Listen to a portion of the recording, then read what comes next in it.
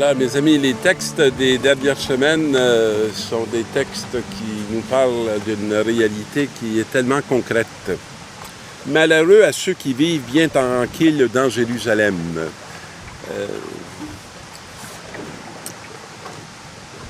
Il y a parfois une satisfaction de nous-mêmes qui est déplorable. Il me semble qu'il est naturel d'avoir le souci de nos semblables. Et on peut avoir des situations confortables, mais il serait bien malheureux que nos situations confortables se paient sur le dos des autres. Et c'est ce dont nous parle cette lecture, et qui est malheureux à ceux qui se croient en sécurité sur la montagne de Samarie. Vous savez, on peut avoir de hautes pensées, de haute spiritualité, mais si on n'est pas bien lié, bien enraciné dans le réel, le réel va nous échapper. Et à ce moment-là, on ne pourra pas être à la hauteur de notre vocation humaine, et encore moins de notre vocation chrétienne. Couchés sur des lits d'ivoire, vautrés sur leurs divans, ils mangent les meilleurs agneaux du troupeau, les veaux les plus tendres. Ils improvisent au son de la harpe, ils inventent comme David des instruments de musique, etc., etc. Et cette parole se termine. C'est pourquoi maintenant ils vont être déportés. Ils seront les premiers des déportés et la bande des vautrés n'existera plus.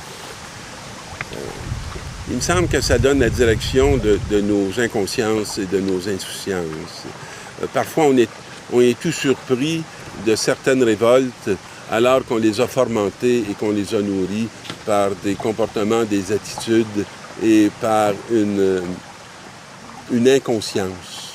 Une inconscience qu'on n'a pas voulu, auquel on n'a pas voulu renoncer.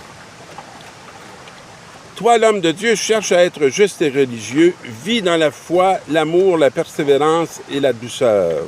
Et cette parole va nous parler beaucoup de la foi. Continue à bien te battre pour la foi et tu obtiendras la vie éternelle. C'est quoi se battre pour la foi? Ce n'est pas se battre contre les mécroyants ou les incroyants. Se battre pour la foi, c'est se battre pour être fidèle à Jésus-Christ. Et se battre pour la foi, c'est se laisser guider, se laisser inspirer par une façon d'être, une façon d'agir qui n'a rien à voir avec les tout prêts à penser que notre monde nous propose. Se battre pour la foi, c'est vouloir cette humilité, cette capacité d'offrir ce que l'on est pour que la vie se répande et qu'un fruit puisse faire lever le royaume. Alors que beaucoup croient que se battre pour la foi, c'est se battre pour sa religion. Et dans l'Évangile, nous avons cette parabole du riche et du mendiant Lazare. Et le riche qui portait des vêtements de luxe, faisait chaque jour des festins somptueux. Et un pauvre nommé Lazare était à sa porte. Et il était couvert de plaies. Mais il ne le voyait pas. Il aurait bien voulu, ce pauvre, se rassasier des miettes qui tombaient de la table du riche. Mais on nous dit que personne ne lui en donnait. Il y avait les chiens qui venaient lécher ses plaies, qui se nourrissaient de ses blessures. Vous savez, cette image, pour moi, elle me fait penser à bien des personnes que j'ai connues, à bien des situations dans lesquelles j'ai été invité. Et que parfois, les plaies qui pourraient nous guérir, on ne les voit pas, on ne les regarde pas et on ne s'en approche pas. Or, le pauvre mourut. Et on nous dit, les anges l'emportent auprès d'Abraham. C'est très poétique, mais d'une certaine manière, ça veut dire qu'une fois de plus mort, personne ne s'en est occupé. Mais c'est une image aussi qui me fait penser à Mère Teresa, qui, dans les rues de Calcutta, s'approche de ces gens qui sont dans la rue et comme un ange va les emmener pour mourir dans la dignité dans ces dortoirs. Alors le riche mourut et on l'enterra.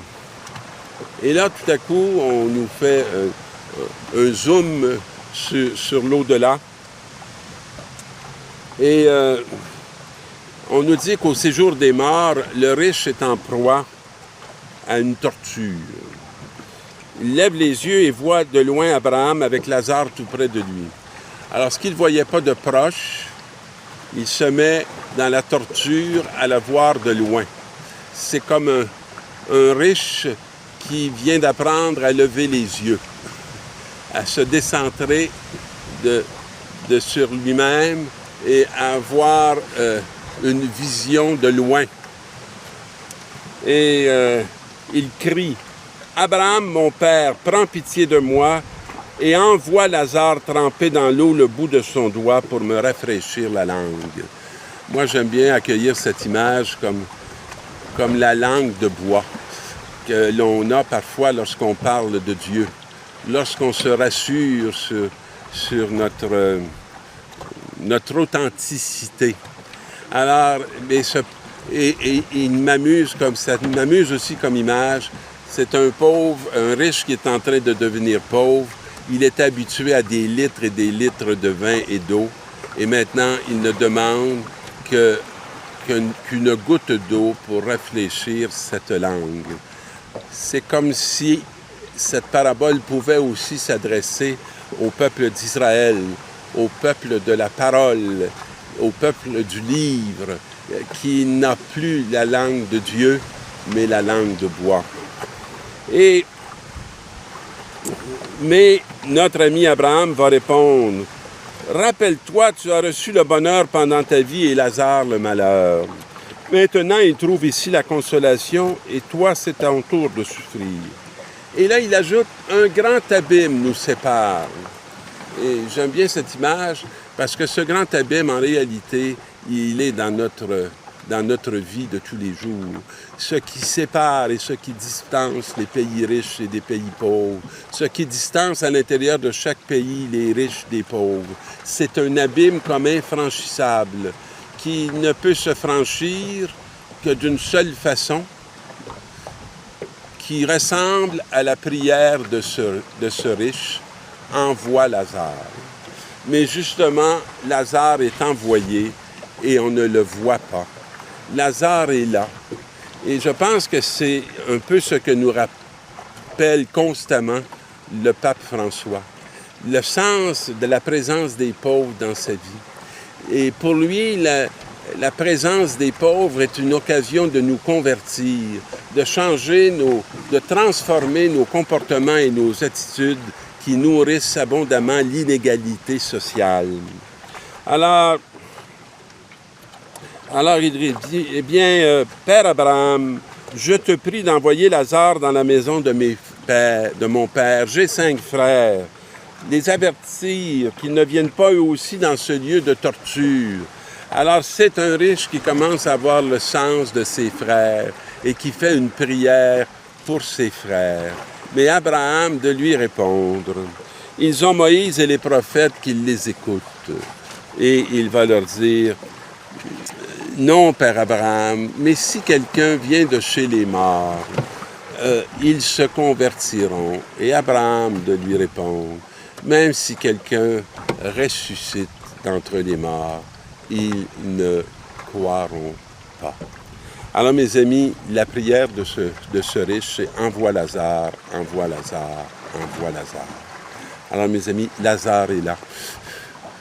Est-ce que nos yeux se posent sur ce Lazare, non pas pour découvrir sa misère, mais pour se voir, nous, dans notre complicité avec cette misère qui n'est pas voulue de Dieu, mais qui est créée par notre manque de sagesse, notre manque de discernement et notre manque de conversion.